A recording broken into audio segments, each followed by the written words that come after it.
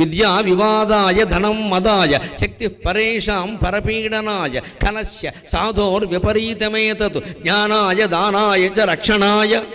విద్య, ధనం, శరీర బలం, ఈ మూడు సంపదలేనండి మనిషికి.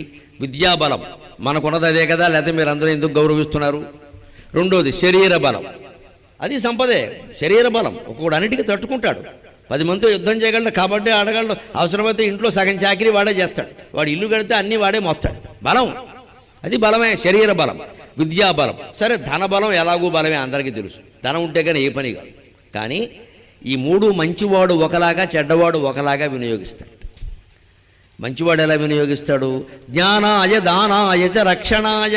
విద్యాబలం ఉన్నటువంటి వాడు జ్ఞానాన్ని దానం చేస్తాడు, 10 మందికి చెబుతాడు 4 మంచి మాటలు. తాను పుస్తకాలు చదువుతుంటే అందరూ పుస్తకాలు చదవలేరుగా, మేము చదివినవన్నీ మీరు చదవగలరా? ఎక్కడ కుదురుతుంది? మాకంటే భగవంతుడు అదే పని పెట్టాడు, చదువుతాడు.